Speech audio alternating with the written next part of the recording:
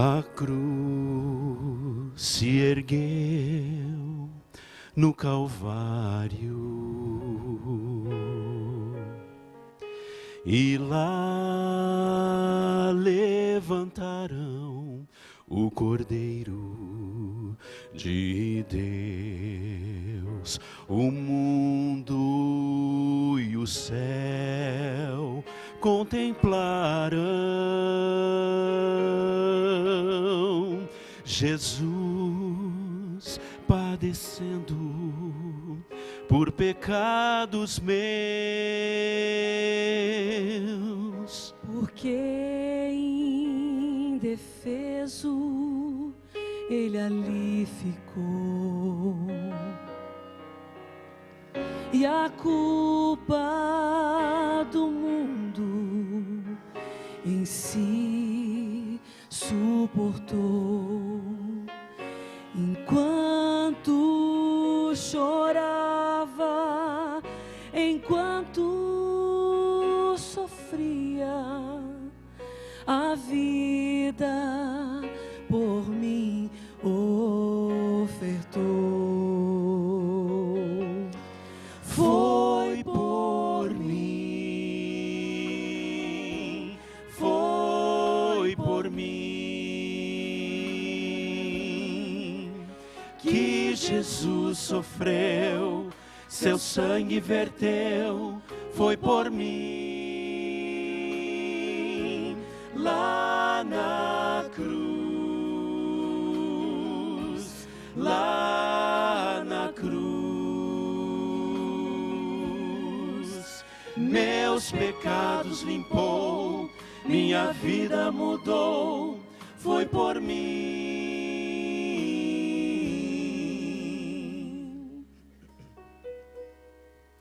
Sentindo a dor do pecado, Jesus suspirava e pensava em mim, sonhando em ver-me ao seu lado. Mostrou com sua morte seu amor sem fim.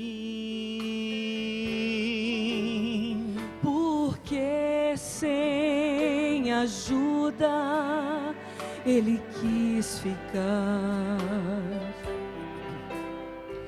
espinhos e pregos não quis arrancar. Seus braços se abrirão ao mundo inteiro. Morreu para me salvar. Foi por mim, foi por mim que Jesus sofreu, seu sangue verteu. Foi por mim lá na cruz, lá na cruz.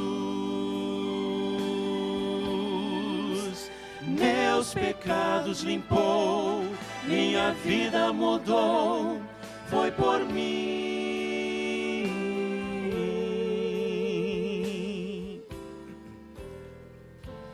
Olha para a cruz, olha para a cruz.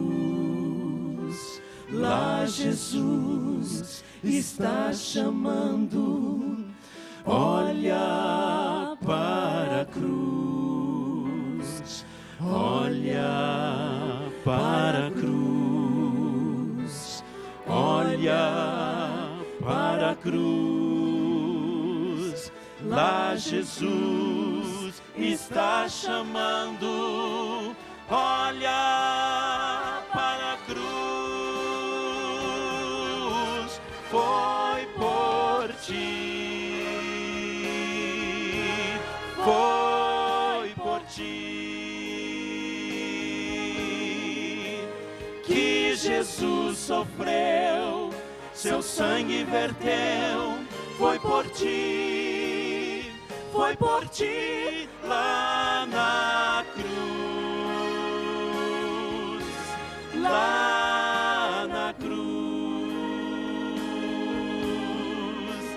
que Jesus morreu, foi por ti.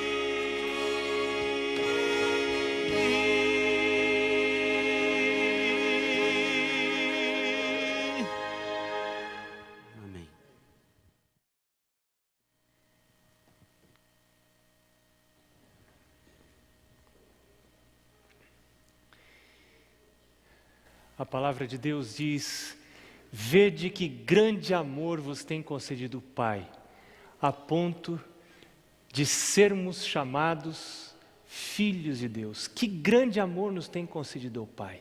Somos todos filhos. Temos um Pai que nos cuida, um Pai que nos salva, um Pai que nos protege. Vivemos sob a proteção do nosso Pai. Enquanto você abre a Bíblia em Gênesis capítulo 2, onde está o texto principal que vamos utilizar para estudar a Bíblia hoje, a Palavra de Deus, eu também quero convidar você para orar. É sempre bom a gente orar antes de ler a Bíblia, de estudar a Bíblia, porque nós não podemos discernir coisas espirituais sem ajuda espiritual. As coisas espirituais se discernem espiritualmente. Nós somos incapazes de compreender a Bíblia sem ajuda externa, sem ajuda sobrenatural. Então, quero convidar você para fechar os olhos, já com a sua Bíblia aberta em Gênesis capítulo 2, e vamos orar ao Senhor. Vamos orar. Senhor Deus, obrigado pelo privilégio que temos de estar na igreja, na Tua casa. Alguns estão escutando a Tua palavra na sua própria casa, pela televisão, outros pela internet, quem sabe alguns ainda pelo rádio. Nós estamos aqui, Senhor, agora para Te buscar, para buscar conselho da Bíblia, para buscar conselho dos Teus conceitos, dos Teus princípios, porque queremos aprender a ser filhos. Somos todos filhos, o Senhor é o nosso Pai. Nós queremos ser parecidos com o Pai. Queremos que o caráter do Pai seja implantado em nós. Queremos ser amorosos como o Pai. Queremos ser misericordiosos como o Pai. Queremos perdoar como o Pai. E como pais terrenos, também queremos cuidar como o Pai do céu nos cuida. Senhor Deus, agora diante de Ti colocamos a nossa vida enquanto abrimos a Bíblia. Que a leitura desse livro, que os conceitos que vamos estudar possam afetar a nossa vida para a salvação, para a vida eterna. Nós pedimos estas bênçãos e as agradecemos em nome de Jesus. Amém. Gênesis capítulo 2, versos 7 em diante. Diz a palavra de Deus: então formou o Senhor Deus ao homem do pó da terra, e lhe soprou nas narinas o fôlego de vida, e o homem passou a ser alma vivente. E plantou o Senhor Deus um jardim no Éden, na direção do Oriente, e pôs nele o homem que havia formado. Do solo fez o Senhor brotar toda sorte de árvores agradáveis à vista. Veja que coisa maravilhosa! Árvores agradáveis à vista e boas para alimento, e também a árvore da vida no meio do jardim, e a árvore do conhecimento do bem e do mal. Eu quero chamar a sua atenção para esse cuidado amoroso do Pai. Ele foi criar filhos, Ele formou o homem, verso 7 diz que Ele formou o homem do pó da terra, soprou nas suas narinas, e o homem passou a ser alma vivente. Então, Deus plantou um jardim um ambiente para cercar de cuidados esses filhos queridos que ele havia criado. Pais, quando criam filhos, preparam um ambiente. Eu me lembro quando a minha esposa ficou grávida, nós ficamos grávidos, porque marido fica grávido também, né? Nós ficamos grávidos a primeira vez. Eu era um menino de 23 anos, né? E agora ia ser pai. Você já pensou? E ali a barriga da minha esposa crescendo, e nós fomos sair para comprar o berço. Não tinha berço. Aliás, a gente não tinha quase nada em casa. Recém-casados, a vida difícil. E comprar berço, e comprar roupinha, e roupa de cama. Que coisa gostosa. Os pais procuram preparar um ambiente para os filhos. Como era esse ambiente que Deus preparou para Adão e Eva? Desse ambiente nós podemos extrair lições. No livro Lar Adventista, página 132, Ellen White diz que no ambiente em que vivia o santo par, havia uma lição para todos os tempos, de que a verdadeira felicidade é encontrada não na satisfação e luxo, mas na comunhão com Deus mediante suas obras criadas. Você quer encontrar Deus? Não vá no luxo, vá lá na natureza, vá lá no mato, ouvir o canto dos passarinhos, vai ver os gramados, vai olhar para o céu, vai ver as estrelas. Aí você encontra Deus. Nós vivemos num conflito na sociedade moderna, procurando nos atrair do natural para o artificial, né? Eu fico vendo pessoas que em alguns lugares se instala ar-condicionado. Num lugar que eu frequentei um tempo atrás, era tão bom quando não tinha ar-condicionado, né? As janelas abertas, o ar fresco, natural. Agora que tem ar-condicionado, as janelas ficam sempre trancadas, e às vezes o ar não é ligado, e enche de gente, e aquele ar fica viciado, pouco oxigênio, muito gás carbônico. E eu fico pensando, que coisa, as pessoas são felizes às vezes por ter o artificial e vivem pior com o artificial, né? A comida artificial é pior do que a comida natural. A vida artificial é pior do que a vida natural, né? E olha esse texto que interessante também. Diz assim: se os homens dessem menos atenção às coisas artificiais e cultivassem maior simplicidade, estariam em muito melhores condições de corresponderem com o propósito de Deus em sua criação. O orgulho e a ambição nunca se satisfazem. Aqueles, porém, que são verdadeiramente sábios, encontrarão um prazer real e enobrecedor nas fontes de prazeres que Deus colocou ao alcance de todos. Então você começa a imaginar como era a vida de Adão e Eva, ali naquele jardim, preparado, criado por Deus, com carinho, a natureza, os passarinhos, a água pura, não tinha gás, né? Não tinha adoçante, não tinha sabor, era água pura. Nosso corpo foi criado para beber água pura, que coisa maravilhosa. Acordavam com o canto dos passarinhos, né? Hoje tem gente que não gosta de ver passarinho de manhã. Esse passarinho já está me acordando, né? Aqui em Curitiba, onde estamos realizando essa semana, né, tem muito passarinho, muito sabiá, cantam cedo. Eles estão na rotina da vida, né? Porque eles param de cantar quando o sol vai embora, e eles começam a cantar quando a vida é para começar, né? Mas a gente está sendo empurrado para fora do natural, nós estamos vivendo fora do natural. Como era esse ambiente lá no Jardim do Éden? Ele era esteticamente equilibrado, e nisso a gente pode tirar lições para o ambiente da nossa casa. Ao estudar o Jardim do Éden, a comida do Jardim do Éden, a maneira como ele foi construído, nós podemos aprender para a nossa casa. Apenas aquilo que era belo, que era puro, que era nobre, que era integral, podia estar lá. Quanto à questão estética do belo, é bom a gente não esquecer que somos influenciados por aquilo que vemos. Jamais esquecemos aquilo que vemos. O que vemos influencia a nossa mente. Uma imagem, uma visão de algo nunca mais sai da nossa mente, a não ser que a gente caia de cabeça, né? E tenha amnésia. Aí você esquece. Mas você esquece. E aquilo influencia. Então a gente tem que pensar Como são os arredores da minha casa? Como que está a minha casa? Como é o quarto dos meus filhos? Como que é o meu quarto? Como que está a organização da minha casa? Porque aquilo que os olhos veem, as coisas externas, entram e influenciam a nossa mente. Em vez de morar onde só se podem ver as obras dos homens, onde o que se vê e ouve frequentemente sugere pensamentos maus, onde a balbúrdia e a confusão produzem fadiga e desassossego, olha o conselho de Deus: vão para um lugar onde possam contemplar o quê? As obras da natureza, as obras de Deus. Busquem tranquilidade de espírito na beleza, quietude e paz da natureza. Aspirem o ar celeste e revigorador. Mas onde as pessoas gostam de morar? Tem shopping, tem McDonald's, né?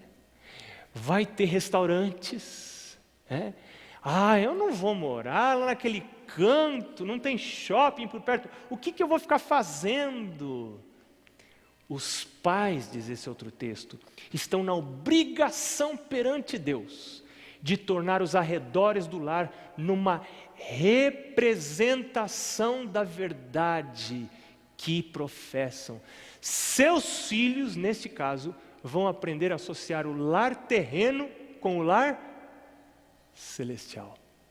Nós, pais, temos essa obrigação diante de Deus. E agora, a gente pensando naquilo que a gente vê, nas informações visuais que rodeiam nossa casa, nosso lar, entra a questão da mídia eletrônica, mídia impressa e a sua relação para com o grande conflito entre o bem e o mal. Gente, mídia é vendedora de ideologias. Hoje toda a mídia está vendendo uma ideologia. Há ideologias por trás de todo o processo de comunicação. E aí precisa entrar um processo muito importante dentro do lar cristão: censura prévia. Lá no Jardim do Éden havia censura, né? Tinha censura, sim. Deus colocou uma árvore da ciência do bem e do mal e disse para o mal: você só fica aqui, o resto você não pode entrar. Então a casa tem que ter uma censura prévia de filmes, de programas, tem que ter esse controle tem que estar nas mãos dos pais. É o pai e a mãe que tem que fazer esse controle dos livros que se leem. Você sabe que livros os seus filhos estão lendo? São livros que estão desenvolvendo conceitos espirituais, morais, de vida, né? De vida abundante ou não. Censura quantos anos, né? Quantos anos? Censura 16 anos, 20 anos. Que tipo de filmes você vai assistir? Bom, que censura que serve para os meus filhos e que tem uma censura para mim? Será? Né? O que disse Jesus? Se não vos tornardes como crianças, jamais podereis ver o reino dos céus, reino de Deus. Então, eu preciso me tornar como criança. Que filme serve para mim, adulto, eu que sou pai? Quantos anos? O livre. É o livre. E mesmo o livre, eu tenho que olhar. Será que não tem alguma coisa embutida, algum conceito embutido, né? Às vezes você tem lá um filme que é censura livre, e na censura livre o casal está ali sugerido um relacionamento sexual antes do casamento, que é contrário ao programa de Deus para a felicidade no casamento. Deus diz na Bíblia que esse não é o caminho para a felicidade. Éden tinha um ambiente também auditivamente equilibrado, só aquilo que descansa, aquilo que enobrece. Hoje as músicas que estão no auge, na mídia, são aquelas que cansam, aquelas que excitam, e o ser humano precisa de descanso, de repouso. Era assim o ambiente auditivo lá do Éden. Havia períodos de silêncio para a meditação, de dia um pouquinho mais de sons, à noite menos sons, para descansar. O silêncio é muito importante para a mente, porque nós somos influenciados por aquilo que ouvimos, o tom da voz, os ruídos externos. Eu li um livro de Pedro Bloch, esse camarada disse, ele mostra ali alguns estudos muito interessantes sobre como o tom da voz da mãe influencia as reações da criança, né? Quando a mãe tem uma voz suave, aquilo vai tornando a criança, tende a tornar a criança mais tranquila, mais suave. Como isso é importante, ruídos externos. Que tipo de som tem permissão para entrar na minha casa? Né? Na casa que é uma casa de filhos de Deus. Isso é bom a gente parar para pensar. A gente toma essas lições do Jardim do Éden. O ambiente ali também era livre de estresse. Olha que precioso esse texto do livro Lar Adventista. Ela diz assim: não é a vontade de Deus que o seu povo fixe residência nas cidades. Isso nunca foi plano de Deus. Onde há constante agitação e confusão. Seus filhos devem ser poupados a isto, pois todo organismo é prejudicado pelo corre-corre, pelo trânsito, precipitação, ruído, confusão, buzina, carro para cá, fumaça. Todo o corpo sofre. Nunca foi plano de Deus que a gente morasse na cidade. Por outro lado, nós devemos privilegiar coisas que produzem saúde. Olha essa orientação sobre os quartos. Muito interessante essa orientação. Ela diz assim: os quartos de dormir devem ser colocados de maneira a terem franca circulação de ar, dia e noite. Não corrente de ar, mas tem que ter troca de ar. Tem gente que quando vai dormir fecha a janela, fecha a porta. Se puder pôr uma toalha na fresta da porta para não entrar nada, e dorme a noite inteira respirando aquele mesmo ar e expelindo gás carbônico e inalando novamente aquele mesmo ar. Isto não é saudável. Sabe-se que não é saudável, e Deus está dizendo aqui que não é saudável. Ela diz: nenhum aposento é apropriado para servir de dormitório, a menos que possa ser completamente aberto todos os dias ao ar e ao sol, ainda que desbote o seu sofá. Deixa o sofá desbotar, mas você não desbota. Você vai ter saúde. A gente precisa de sol para sintetizar algumas vitaminas. Outra coisa, o ambiente ali no Éden era ecologicamente equilibrado, livre de degradação e de sujeira. Sabe, a consciência ecológica gera altruísmo comunitário. Nós, como cristãos, deveríamos estar encabeçando as iniciativas de ajudar o ambiente, né? A selecionar os materiais, né? Plásticos para um canto, papéis para outro, para que possam ser reutilizados novamente, né? Outra coisa que Deus proveu no Jardim do Éden: rotina e regularidade. Uma casa, um casamento, uma família precisa ter rotinas, e as crianças sentem tranquilidade com rotinas. Rotina e regularidade. Deus proveu isso lá no Éden, colocando o ciclo dia a noite, alternando períodos de descanso e atividade, períodos regulares e bem regulares. Descanso compulsório, obrigatório, né? Pela ausência de luz. Como que Deus fez Adão dormir? Olha, eu acho muito interessante isso aqui, né? Quando dava ali no Jardim do Éden, 6, agora nós estamos 6:30, conforme o horário. Eu não sei como é que era o horário do pôr do sol lá no Jardim do Éden, mas deve ser aí por volta, entre 6 e 7 horas, né? Apagava a luz do Jardim do Éden. E agora eu pergunto para você: quem tem sono às 7 da noite? Ninguém tem sono às 7 da noite. E Adão e Eva eram obrigados a parar de trabalhar. E o que esse casal ia fazer se não tinha mais trabalho? E eles não tinham sono. Sabe, Deus ajudou Adão a se tornar o melhor marido do mundo. Também Eva não tinha outro, né? Mas ele era o melhor marido do mundo, porque estava escuro, Adão não podia mais trabalhar. E aí Eva começava a trabalhar. Ela gostava muito de conversar. Era só Eva. As outras mulheres não gostam, né? Eva gostava muito de conversar. E Adão tinha que ouvir. Os homens de hoje têm TV, têm esportes, têm tanta outra coisa à noite, que acabam alienando, fazendo com que o casal sofra de uma alienação. Como é bom quando o casal vai deitar antes de ter sono. E eles têm ali aqueles momentos tão preciosos que são chamados de a conversa do travesseiro. É ali que a gente põe em dia o dia, põe o dia em dia. É esse momento que o casal, talvez o mais precioso que o casal tem para conversar. E ontem eu já falei que tem estudos mostrando que isso afeta a vida sexual do casal. Porque a comunicação é um dos pilares básicos para a vida sexual do casal.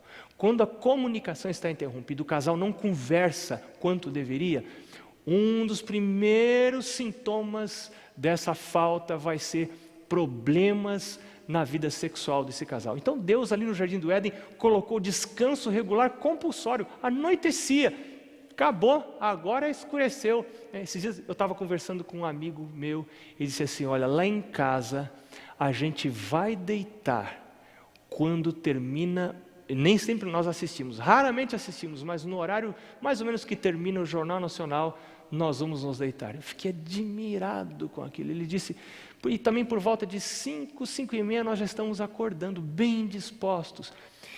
E este amigo meu tem uma característica, ele tem uma mente extremamente criativa, uma pessoa muito inteligente. E eu pensei, não é à toa, porque descansa bastante. Tem estudos mostrando que o sono que você tem antes da meia-noite é um sono muito importante para o funcionamento do cérebro. E especialmente as crianças precisam deitar cedo. As crianças precisam ir para a cama cedo. E gente, criança não pode ir para a cama quando tem vontade, porque ela nunca tem vontade. Ela tem que ir para a cama quando chega a hora de ir para a cama. Ai, mas o meu filho não quer ir para a cama, mas criança não tem querer. É pai e mãe que tem que querer. Uma criatura desse tamanho não vai mandar em alguém desse tamanho. Quem é que manda lá em casa? Então, com todo o carinho, com todo o amor, os pais da terra precisam fazer igual o pai do céu. Precisa pôr regra, precisa pôr limite, porque esse limite é protetor.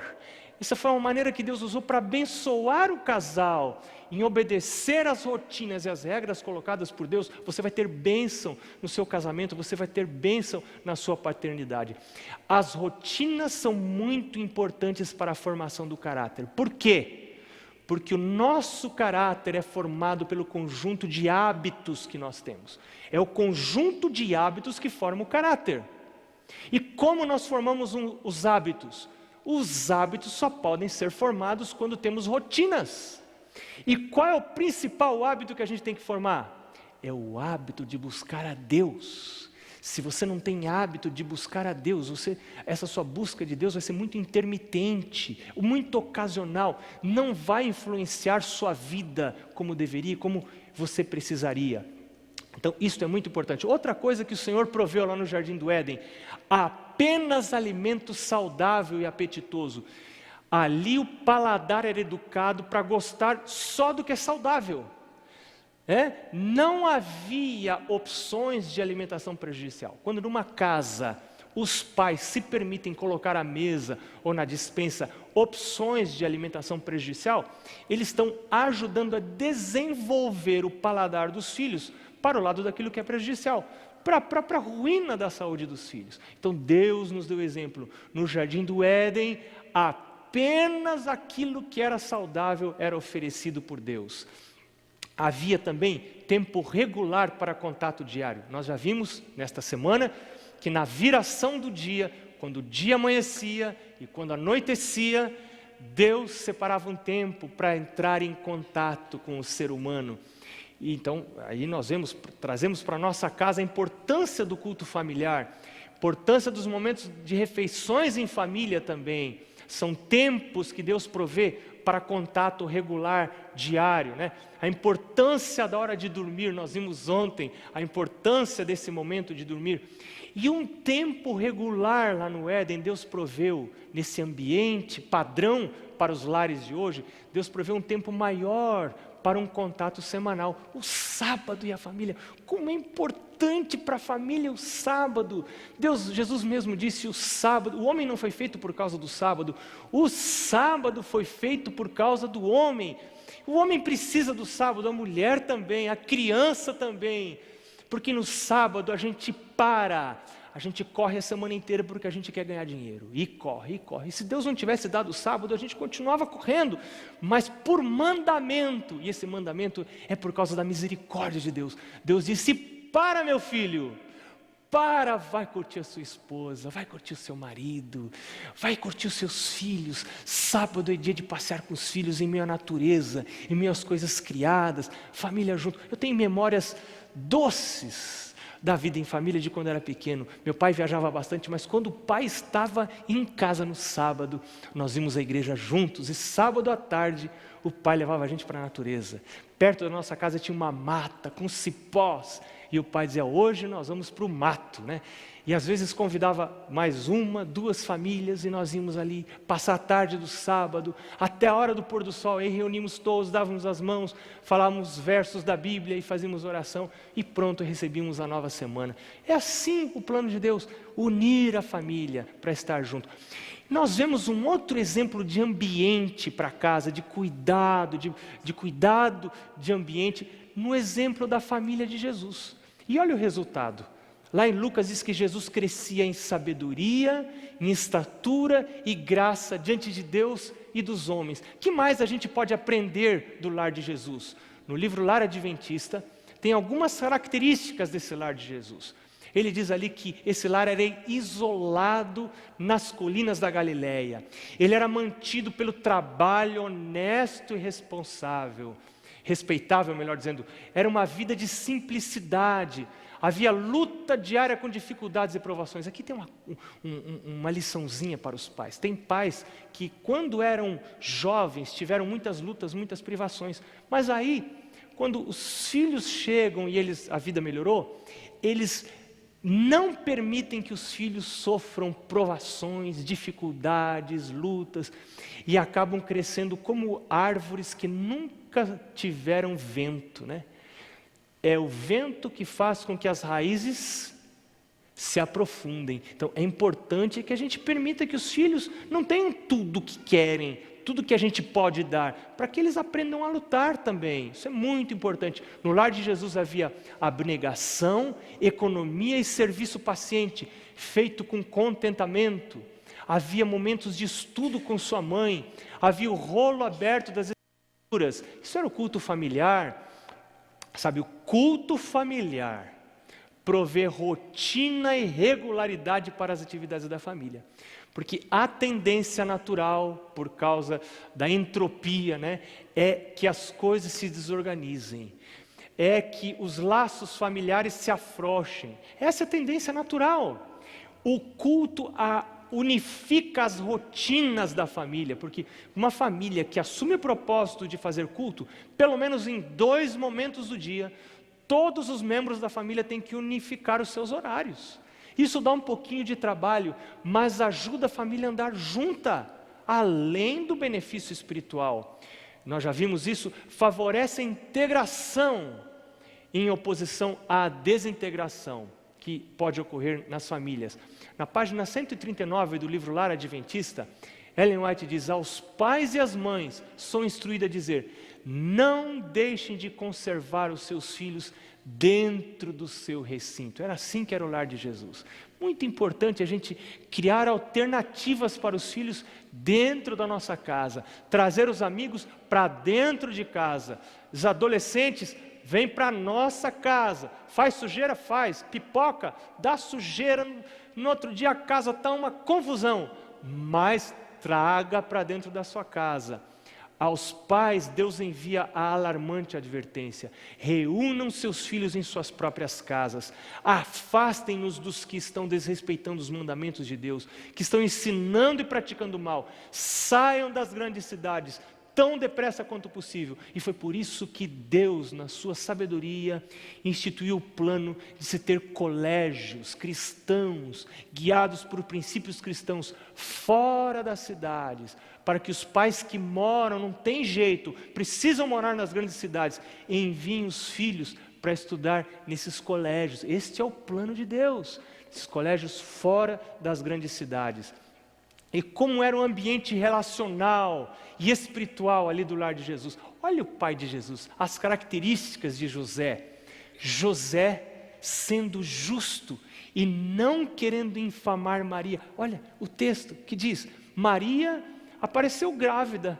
Eles estavam, se a gente usar o modelo de hoje, vamos dizer que eles estavam noivos, né? Agora Maria noiva, o José sabia que ainda não havia conhecido Maria como esposo, né?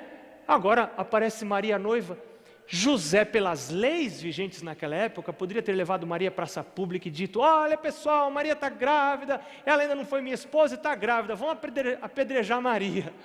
Mas José não fez isso. José era um homem justo e não quis difamar, não quis infamar Maria, planejou deixá-la secretamente. Olha outra característica de José: despertado do sono, fez como lhe ordenara o anjo do Senhor e recebeu sua mulher. Ou seja, ele era obediente ao Senhor. Esta é a característica de pais. Como que um pai que não é obediente ao Senhor deseja que o seu filho seja obediente a si? Não é possível. José era obediente ao Senhor. E a mãe, Maria, dela é dito: o Senhor é contigo. Deus era com Maria. Achaste graça diante do Senhor. Ela achou graça diante de Deus. E ela mesma disse: aqui está a tua serva, cumpra-se em mim conforme a tua palavra. Veja, Senhor, cumpra a tua palavra, a tua vontade na minha vida e não a minha vontade. O que esses pais fizeram? Quando nasceu Jesus e quando chegou a época certa, levaram Jesus a Jerusalém para o apresentarem ao Senhor. O nenezinho, nós queremos que esse nenê seja abençoado por Deus. Esse costume ainda está preservado na igreja até hoje, né? Nenezinho nasce, o pai e a mãe dizem: eu quero entregar esse filho para Deus, para trabalhar para Jesus, para servir a Jesus. Eu não quero que essa criança seja o que eu desejo, eu quero que essa criança seja o que Deus planejou para ela, que sejam cumpridos os propósitos de Deus na vida dessa criança. E junto com isso, eles apresentaram uma oferta do nascimento dessa criança, essa oferta do nascimento. A Bíblia diz que eles eram cumpridores da lei. Outra coisa que diz: eles eram atentos às reuniões religiosas.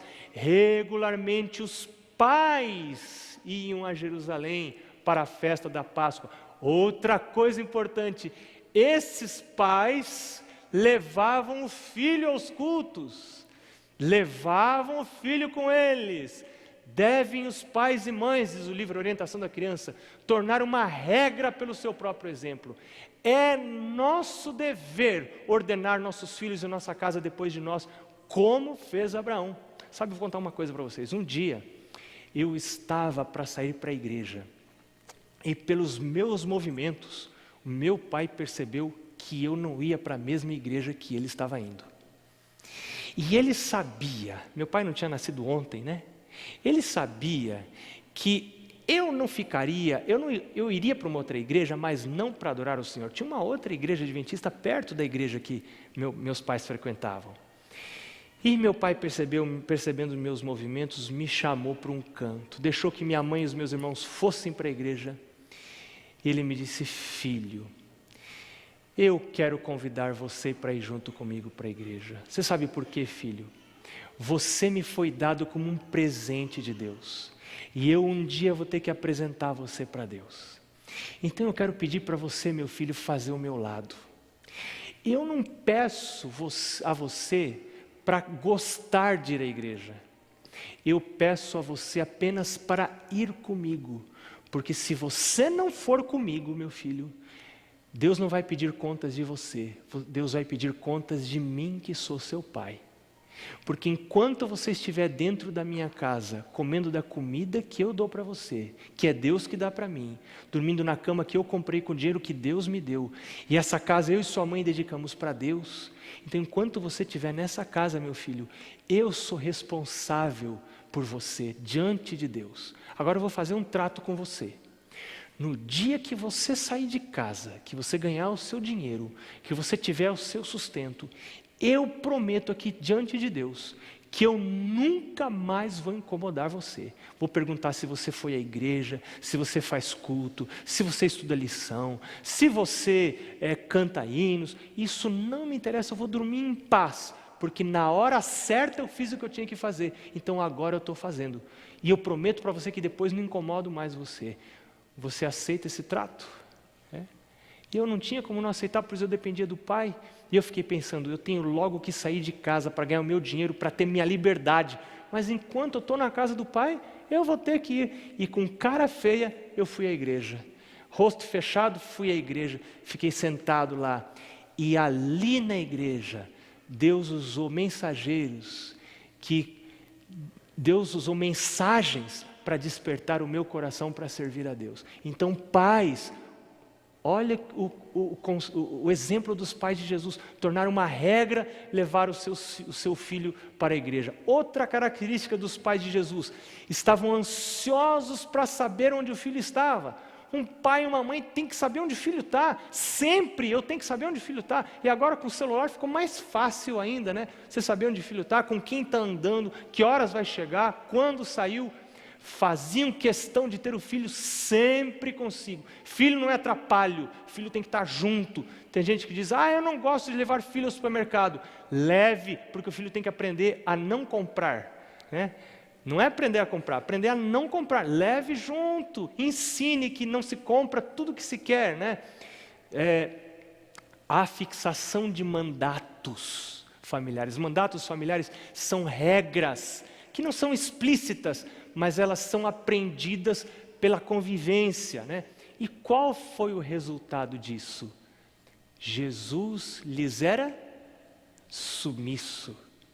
Mas havia coisas que os pais faziam para que Jesus fosse assim também, apesar de ele ter nascido como um ente santo. Nos últimos dias, a palavra de Deus diz que seria enviado o profeta Elias, o espírito de Elias, antes do grande e terrível dia do Senhor. E Elias faria o quê? Converteria o coração dos pais aos filhos e o coração dos filhos aos pais. Para quê? Para que o Senhor não venha e fira a terra com maldição. Gente, Jesus está voltando. Nós estamos vivendo nos últimos dias da história dessa terra. Mas um pouquinho e Jesus vai estar voltando. Este é o momento em que o Espírito Santo está chamando o coração dos filhos aos pais. Filhos que, por amor a Deus, querem se submeter à proteção que os pais lhes oferecem, às regras que os pais oferecem. Porque a palavra de Deus diz, honra teu pai e tua mãe, para quê?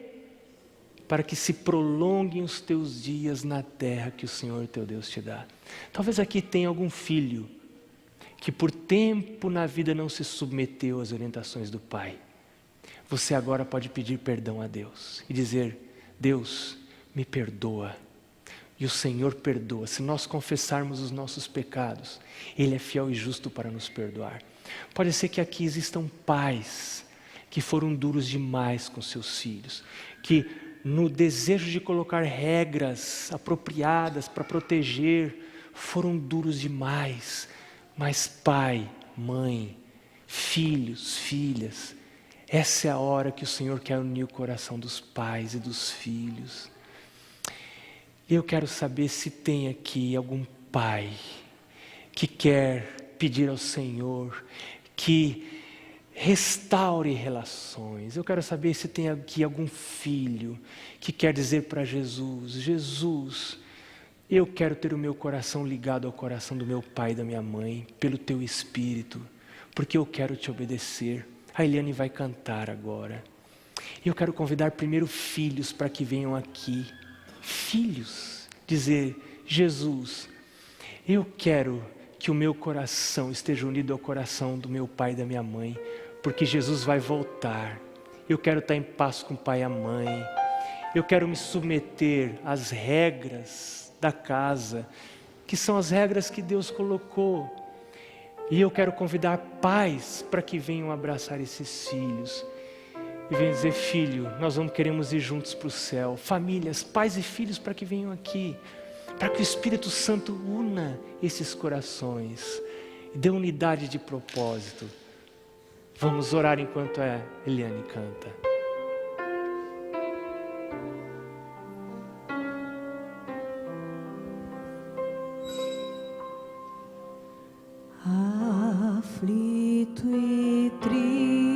triste coração, Deus cuidará de ti.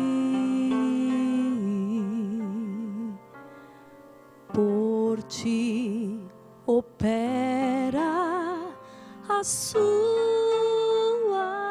mão, Deus cuidará de ti.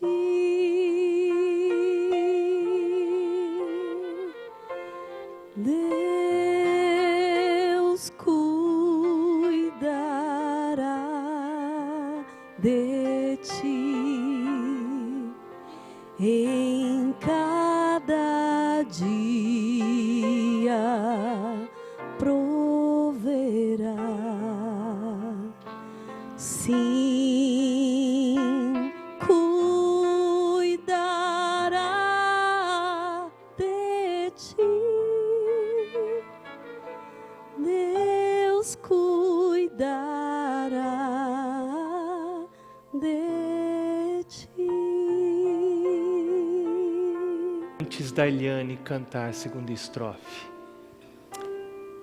eu quero dizer para você que muitas vezes fui rebelde ao amor do meu pai e da minha mãe, que queriam me proteger, que queriam me cuidar. Mas eu quero pedir ao Senhor Jesus que me perdoe. E eu quero chamar pais que foram rebeldes um dia e querem dizer: Senhor Jesus, me perdoa a minha rebelião, eu estou aqui por causa disso. E quero pedir ao Senhor que dê para mim um coração de pai como é o coração dele. Tem algum pai que algum dia foi rebelde para o seu pai e quer estar aqui comigo e dizer: Senhor Jesus, eu quero que o Senhor restaure a minha relação com meu pai. Filhos, quero convidar filhos para virem aqui, para que o Senhor, o Espírito de Deus, restaure essas relações antes que venha o dia do Senhor. Na dor cruel, na provação,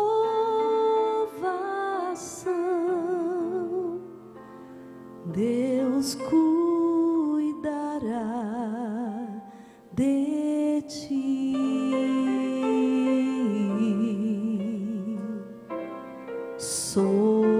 Socorro dá e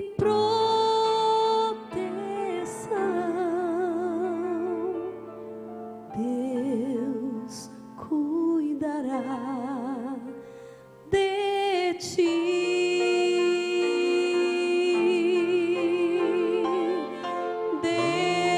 Deus Vamos cantar junto? cuidará de ti em cada dia, proverá. Sim, cuidará de ti. Deus cuidará de ti.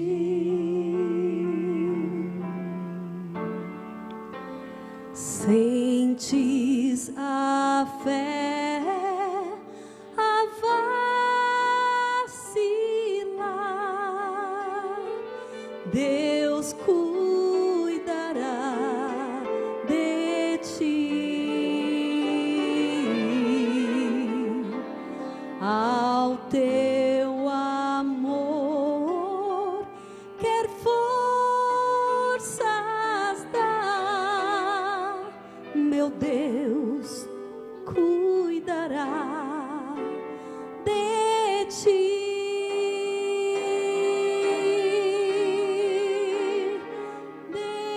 Deus cuidará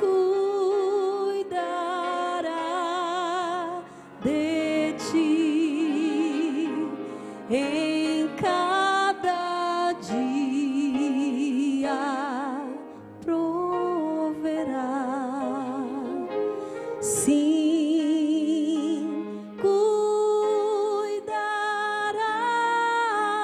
de ti. Deus cuidará.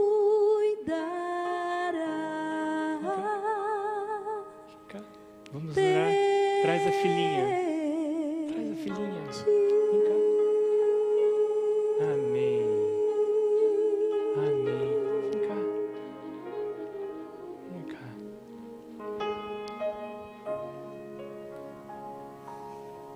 Amém.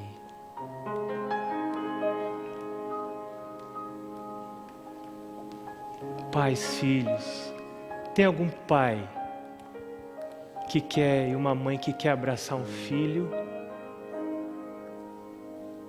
e pedir perdão para um filho? Esse é o momento. Tem algum filho que gostaria de pedir perdão para um pai? Quantas vezes tive que pedir perdão para as minhas filhas? Pai não pede perdão? Mãe não pede perdão? Gente, Jesus está voltando. O Senhor quer restaurar as relações que são rompidas. O Senhor quer dar unidade para nós. Vem cá, 3 gerações. Vem cá, a avó, a mãe e a filha. Vem cá, que coisa maravilhosa. O Senhor é tão bom para nós. Tem famílias aqui que estão celebrando a bênção de Deus da unidade. Que coisa maravilhosa. Que coisa maravilhosa. Eu quero fazer uma pergunta. Tem alguém aqui que tem uma mágoa? Uma mágoa contra o pai e a mãe. Quer entregar essa mágoa para Jesus? E quer pedir para Jesus perdoar? E ajudar você a perdoar essa mágoa? Quero convidar você para vir aqui, dizer: Jesus, cuida de mim, cuida de mim. Entrega essa mágoa para Jesus. Vem aqui entregar para Jesus essa mágoa. Deixa Jesus tirar esse peso de você. Muito bem. Vamos curvar a cabeça e vamos orar. Vamos orar. Como um pai se compadece dos seus filhos, assim o Senhor se compadece daqueles que o temem. O Senhor é um pai amoroso, um pai protetor, um pai que cuida. Nós estamos hoje na tua casa para celebrar o teu cuidado, Senhor. E aqui à frente estão famílias que te amam e que desejam ter os seus laços patrocinados pelo teu amor santo, sagrado, restaurador. Senhor, o Senhor sabe, não há famílias aqui nessa terra onde não haja algum ressentimento, onde não haja alguma mágoa, onde não haja alguma relação rompida. Não existem famílias assim, o Senhor sabe. Nós estamos aqui na tua casa não é porque queremos parecer bons, mas porque queremos vida eterna, queremos esperar Jesus voltar. Então, Senhor Deus, nós queremos pedir perdão como filhos, queremos pedir perdão como pais, como mães. Restaura as relações antes que venha o grande e terrível dia do Senhor. Converta o coração dos pais aos filhos, dos filhos aos pais. Nós te louvamos por essa obra do Espírito Santo. Nós te agradecemos por isto. E abençoa, Senhor, as famílias que desejam este poder dentro da sua casa e da sua família. Em nome de Jesus. Amém. Que o Senhor abençoe você. Amanhã nós vamos estar neste mesmo horário, estudando mais um tema da Semana da Família. Que Deus esteja na sua casa. Amém.